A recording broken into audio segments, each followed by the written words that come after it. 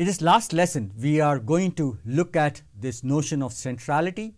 These are important measures that are very useful to measure the influence of actors in a social network.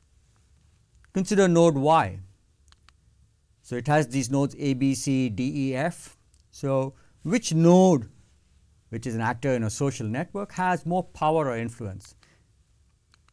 So, if you look at node Y, nodes B and F, for example, are said to be more central, while nodes A and C are peripheral in this situation.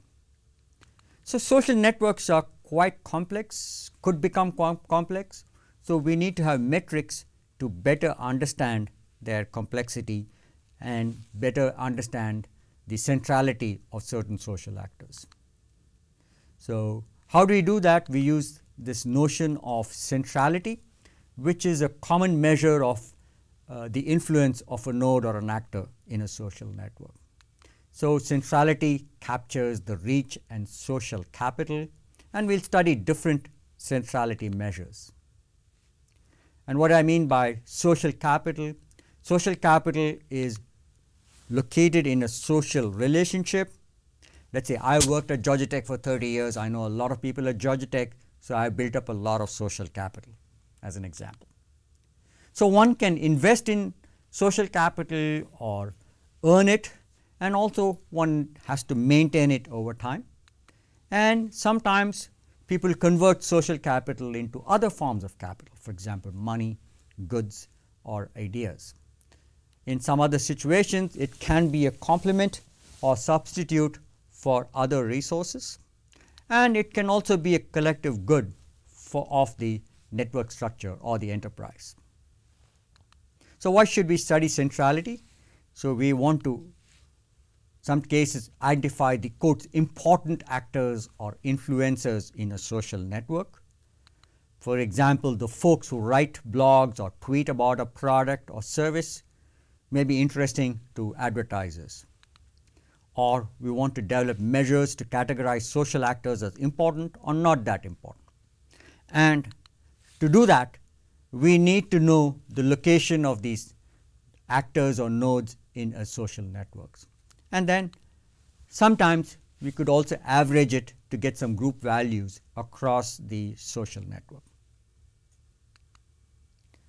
So, centrality measures, there are lots of them. We have what is called degree centrality, closeness centrality and betweenness centrality. These are the three measures that we are going to be studying in some detail. There are other measures that sometimes you will encounter, and lots of software packages will evaluate those for you if you want it. Harmonic centrality or eigenvector centrality, Freeman centrality and cross-click centrality and so on. And we will start with situations where all the edges have weights of 1.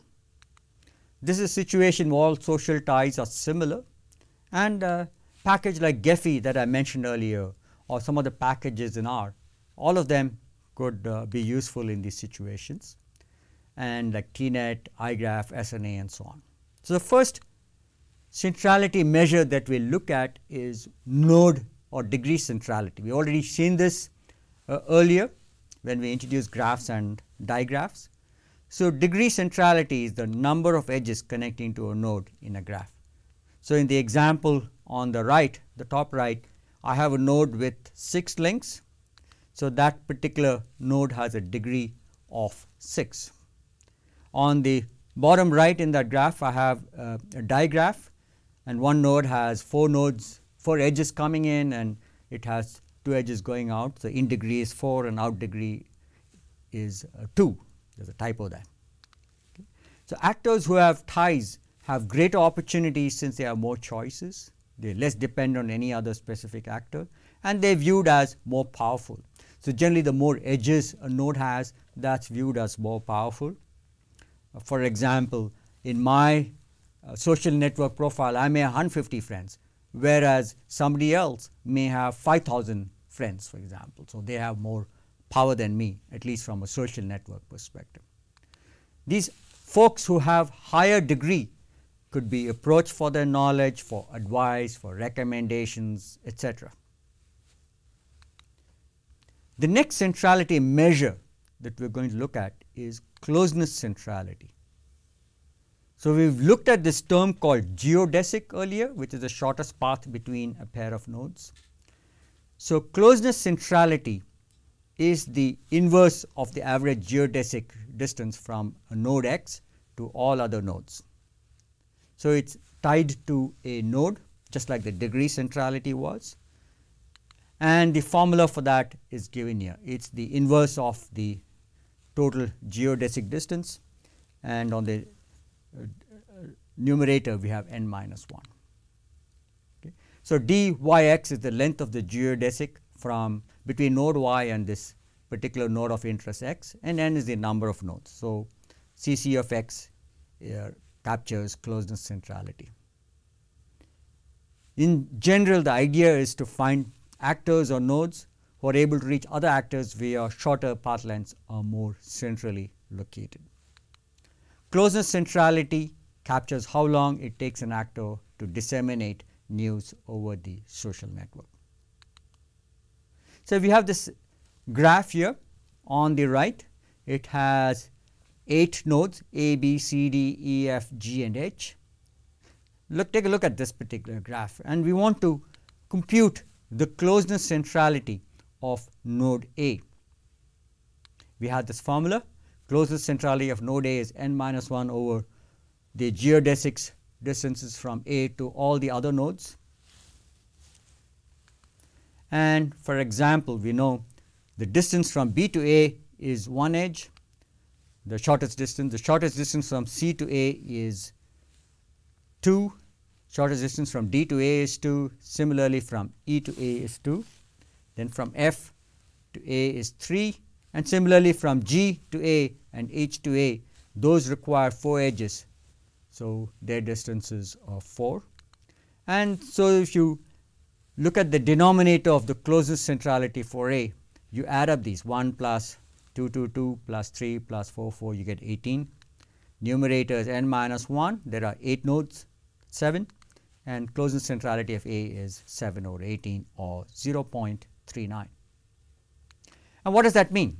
So, if you look at this particular graph, if communication starts at node A, it takes 4 stages or time periods of passing information along before it reaches the entire network. So, in one hop you reach node B, in 2 hops you reach node C, D and E, and it takes 3 edges to go to node F and 4 to go to nodes G and H, right.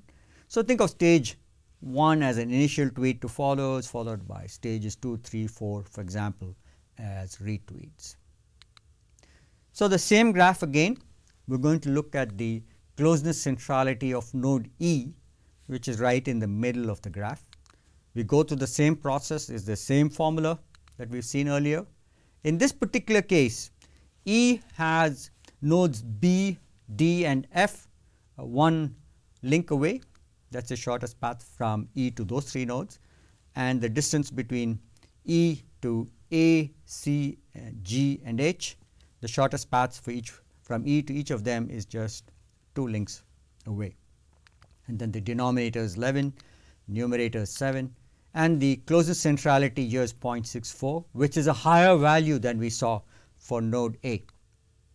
Again, if you want to think about what does this mean, if communication starts at node E, it only takes 2 time periods for information to reach the entire network. In the previous case, it took 4 stages. In this case, it is just taking 2. So, E is more central in the network from a closeness centrality perspective than node A. The last centrality measure that we will look at is betweenness centrality. So, betweenness centrality is also associated with a node. It is given by the expression here.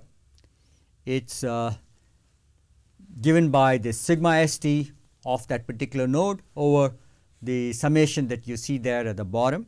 And the way to interpret that is that the numerator is the total number of shortest paths from node S to node T, and sigma st is the number of those paths that go through node V.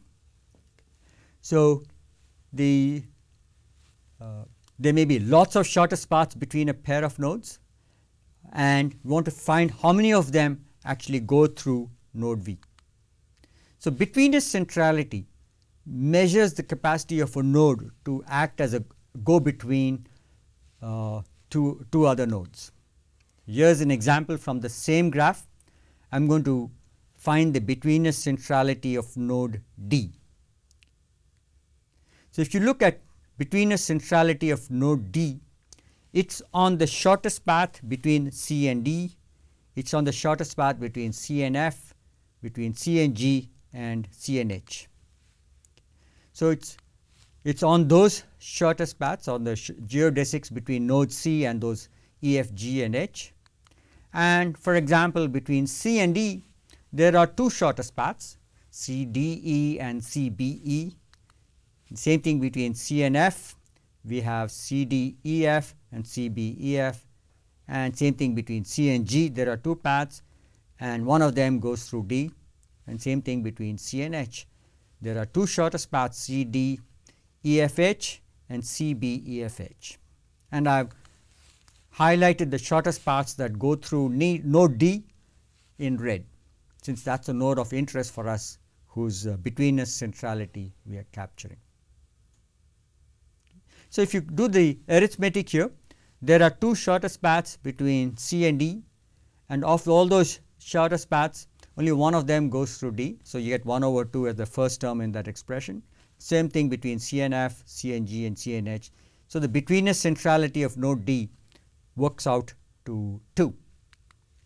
And if you think of node D in this particular graph, if this particular node D for whatever reason stops working, or this person takes a holiday or goes on vacation, then that particular node does not really affect the flow between all these other pairs of nodes, between C and D and F and G and H and so on, because there is still another connection, in this case through node B.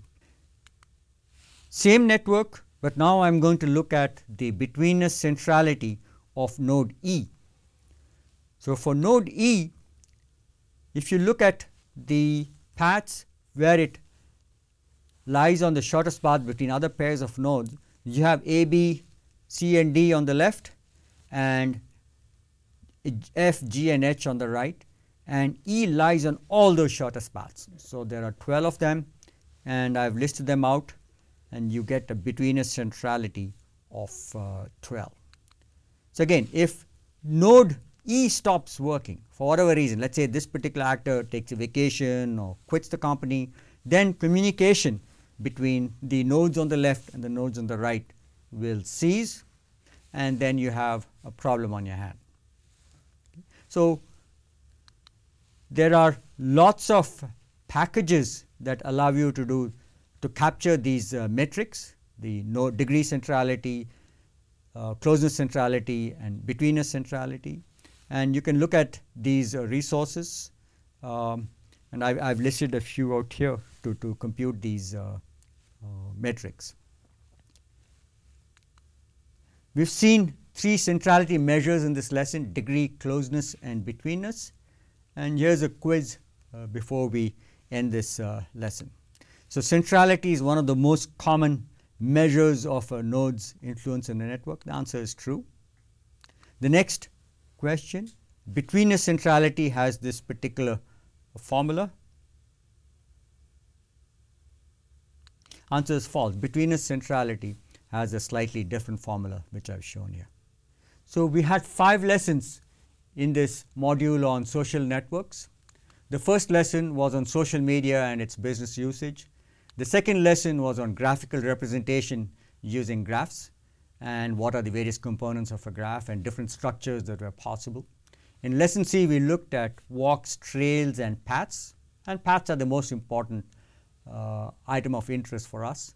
In lesson D, we looked at directed graphs where the relationship between actors is asynchronous, and lesson E, we looked at 3 different centrality measures, which is at the heart of social network analytics. Thank you.